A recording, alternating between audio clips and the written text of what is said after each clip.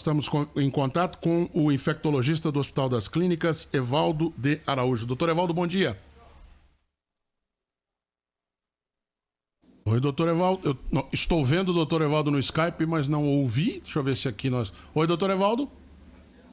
Oi, Eduardo, bom dia. Me ouve agora? Agora estamos ouvindo. Tudo bem? Bom dia para o senhor. Tudo bem. Bom doutor dia. Evaldo, o presidente Bolsonaro falou nesse final de semana, mais de uma vez, de um spray que está sendo utilizado, ou testado pelo menos, em Israel. Inclusive, ele conversou com o primeiro-ministro israelense Benjamin Netanyahu para trazer esse spray para o Brasil. Que spray é esse? O senhor tem informação? Os infectologistas brasileiros já sabem da existência desse medicamento? É um medicamento? O que é que dá para falar sobre isso? Eu gostaria de não falar nada, Eduardo, porque tem tanto assunto mais importante. Eu acho que é mais uma manobra diversionista deste presidente, que ao invés de enfrentar o problema com seriedade, vai buscar uma nova hidroxicloroquina. Em nenhuma revista, nenhuma publicação séria, nenhum meio científico confiável, nos nossos meios acadêmicos onde a gente conversa, a gente simplesmente não discute esse assunto, porque nós achamos que é um assunto menor. Existem muitos produtos que são desenvolvidos a todo momento, que estão sendo testados, né? Infelizmente, a gente ainda não tem nenhum tratamento efetivo para tratar a Covid-19. Então, eu acho que esse é mais um dos medicamentos, tomara funcione, em teoria, ele seria inalado para modular a inflamação que ocorre no pulmão.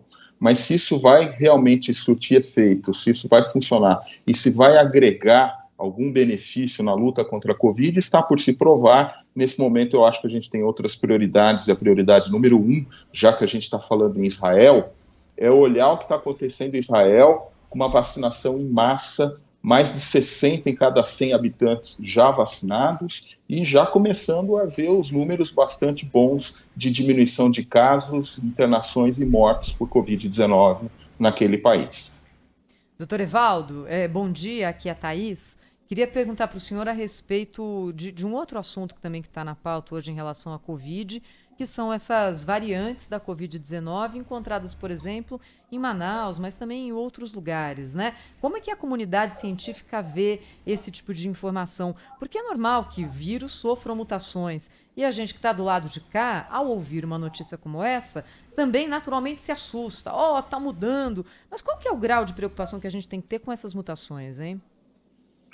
Thaís, bom dia. Veja, a mutação, como você disse, é um fenômeno biológico esperado. Entretanto, a mutação ela ocorre num ambiente de pressão seletiva. E quem tem feito a pressão seletiva, uma vez que a gente não tem um remédio antiviral efetivo, é a própria população. Então, a falta do distanciamento, a ampla circulação viral, nos transformou cada um no potencial indutor de seleção de formas virais mais resistentes, com alguma característica diferente das originais. Então, a cada geração de vírus, e quando eu falo de geração de vírus, eu estou falando numa velocidade extremamente alta e numa quantidade muito grande, a cada nova geração a gente tem pequenas modificações.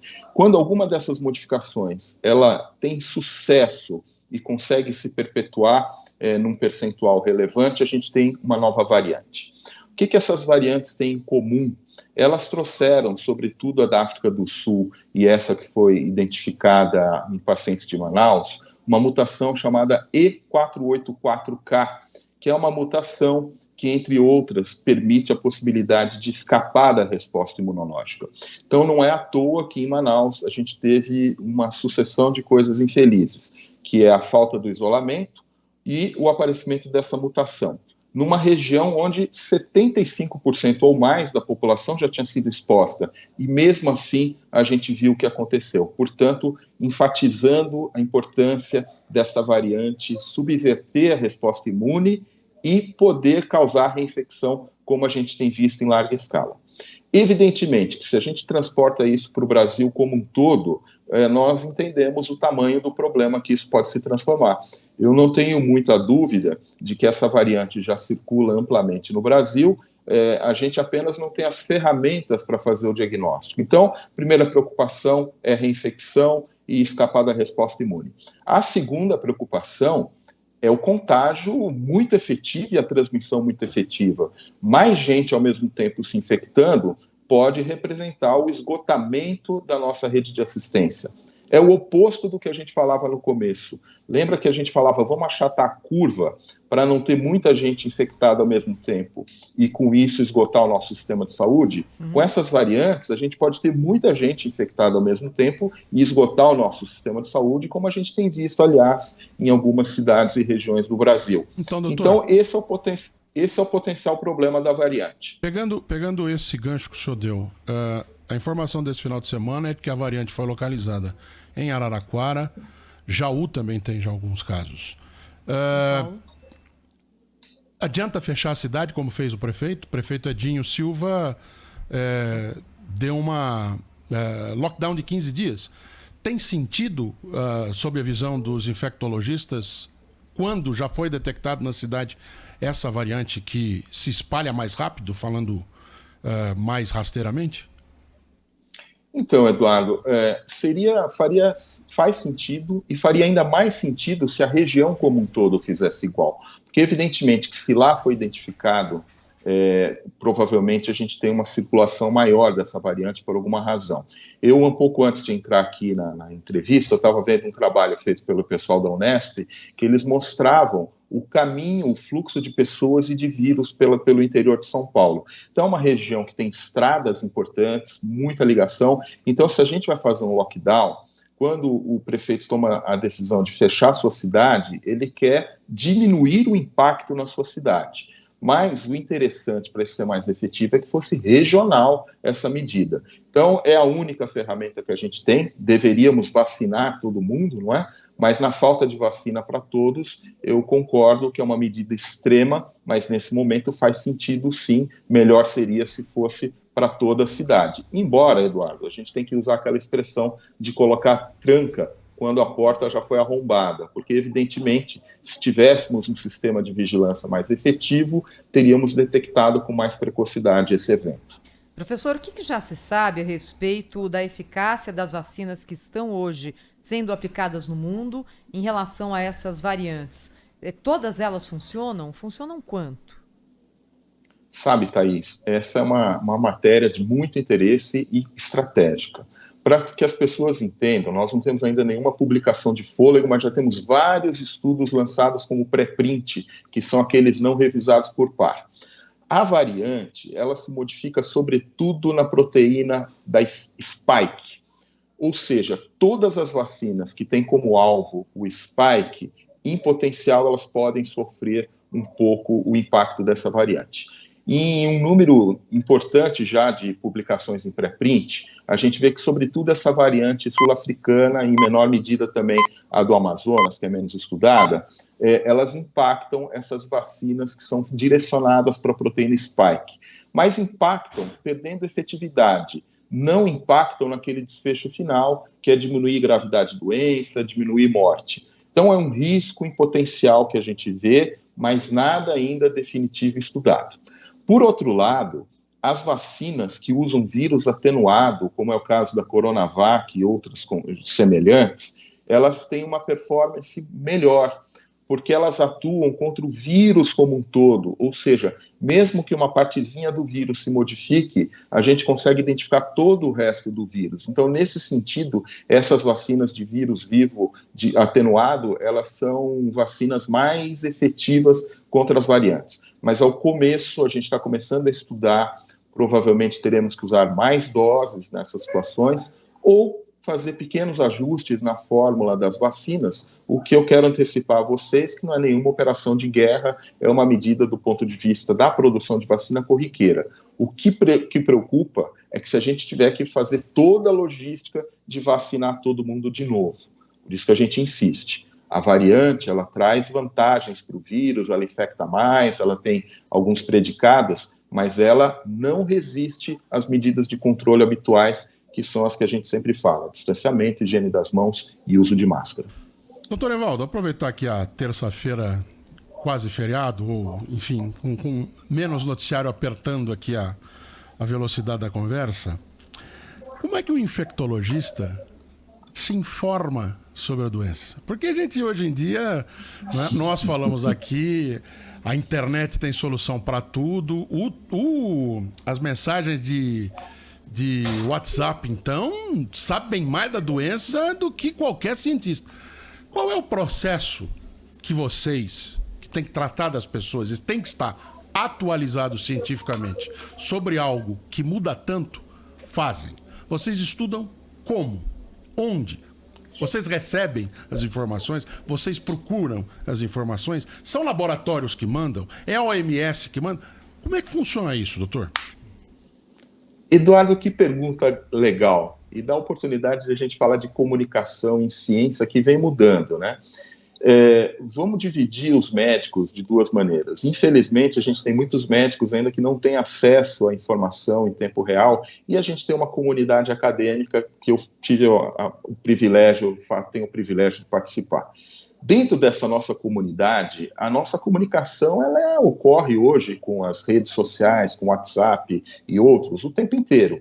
Então, todo mundo, os assuntos que são quentes para a mídia, também são quentes para nós médicos, né? Com a diferença que a gente começa a antever o problema quando ele surge, e um chama a atenção do outro. Então, primeiro grande termômetro que a gente tem são os nossos grupos. Nós somos muito organizados, nós temos grupos de professores, de pesquisadores que conversam com muita rotina, e a gente vai trocando os alertas. Segundo, e é muito interessante isso, Eduardo, é o Twitter.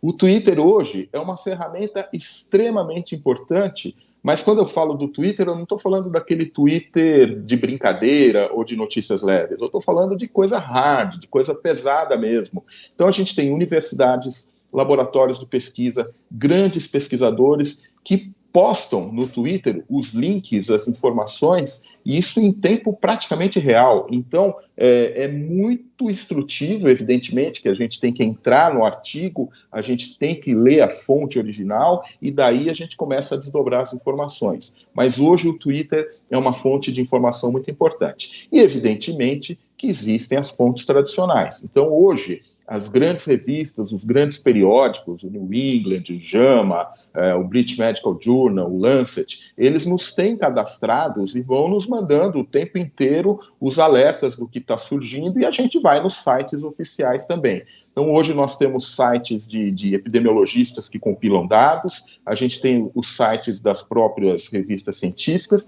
e a gente tem os sites, evidentemente, das instituições oficiais, sobretudo o CDC, é uma fonte muito importante, o Centro Europeu de Controle de Doenças Infecciosas é muito importante, e a OMS, que também é muito importante. Então, é assim que a gente passa o nosso dia, Eduardo, nos informando 24 horas por dia, e a gente quase fica louco com isso, eu posso te garantir, viu? E mesmo assim, tem tio do WhatsApp que sabe mais que o senhor sabe, né? O tio do WhatsApp é poderoso. Tem tio do WhatsApp que entende mais do que vocês de vacina, de remédio, de máscara. Eles é poderoso realmente. Eles entendem muito. Eles têm informações que nem o Mossad tem informações que nem a CIA tem, mas eles têm. Então, mas você sabe... ou seja, é só procurar na rede que encontra coisa boa também. Você sabe, Eduardo, que é muito importante esse diálogo e o papel que a imprensa tem feito. Eu tenho sido muito demandado, parte do meu dia é dar entrevista hoje em dia, assim como de muitos colegas meus também. E a gente faz isso justamente por causa do tio do WhatsApp. É tanta fake news, e às vezes a gente vê, eu fico muito preocupado, evidentemente que eu fiz uma fala há pouco sobre esse spray nasal, mas quando a gente vê pessoas públicas divulgando informações inconsistentes, ouvir dizer alguma coisa, porque a pessoa pública ouve dizer, como foi o caso da hidroxicloroquina, vamos voltar, o que o presidente Trump causou de mal para a humanidade. E hoje ninguém foi ver o final da história.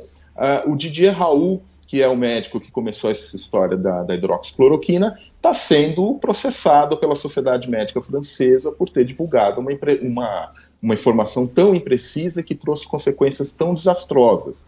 Então a gente tem que ter muito cuidado, de fato, com a informação, e o tio do WhatsApp, eu insisto, é um perigo.